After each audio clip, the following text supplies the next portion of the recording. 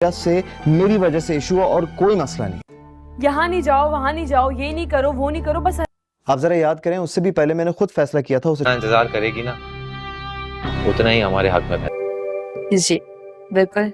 लेकिन डर से अपनी जान भी फारा का आने वाला एपिसोड बहुत ही इंटरेस्टिंग होने वाला है। आने वाले एपिसोड में आप देखेंगे कि सारा की दोस्तों प्लानिंग की वजह से कासिम की जो होगी नौकरी वो चली जाएगी, जिस वजह से दोस्तों कासिम एक बार फिर सितारा से दूर हो जाएगा। सितारा के जो घर वाले होंगे कासिम को भी कहेंगे कि जब तक तुम्हारी नौकरी पक्की नहीं हो जाती तब तक तो हम ये रिश्ता भी नहीं कर सकते। तो कासिम दोस्तों काफी कहेगा उन्हें कि आप मुझ पर ट्रस्ट क्यों नहीं कर सकते, मुझे नौकरी मिल जाएगी। और फिर दोस्तों उसकी माँ भी उसे यही कह रही होगी कि बेटा ये सही कह रहे हैं, जब तक तुम्हारी नौकरी नहीं हो जाती बाकी तुम्हारी शादी कैसे हो सकती है। और फिर दोस्तों सितारा जो होगी वो अपनी दोस्त से बात कर रही होगी, उसकी दोस्त से कहेगी कि अचानक से ऐसे कैसे हो गया, उनकी नौकरी कैसे चली गई। यहाँ पर सितारा भी बहुत कंफ्यूज होगी। और फिर जैसे ही कॉलेज में आकर सालार उससे मिलेगा और उसे कहेगा कि क्या हुआ, कि शादी डिले हो गई, हाँ नौकरी जो चली गई तुम्हारे होने वाले हस्बैंड की। इस पर दोस्तों वो उसे कहेगी कि ये आपने किया है सब कुछ, आपसे मुझे ये उम्मीद बिल्कुल भी नहीं थी, आप इतनी हद तक गिर सकते हैं और कितना बर्बाद करेंगे मुझे, मेरी जान छोड़ दे। और यहाँ पर दोस्तों वो उसे हाथ भी जोड़ेगी, जिस पर दोस्तों वो उसे कहेगा कि मैं बस ये नहीं चाहता कि तुम्हारी शादी उससे हो। तो उसकी दोस्त यहाँ पर उसे कहेगी पर आप ऐसा क्यों चाहते हैं, कोई तो वजह होगी इसके पीछे। तो सारा उसे यहाँ पर कुछ भी नहीं कहेगा और वहां से चले जाएगा। उसके बाद दोस्तों तारा की दोस्त से कहेगी कि मुझे इसकी आंखों में कुछ अजीब सा दिख रहा था, कहीं से तुमसे मोहब्बत तो नहीं हो गई।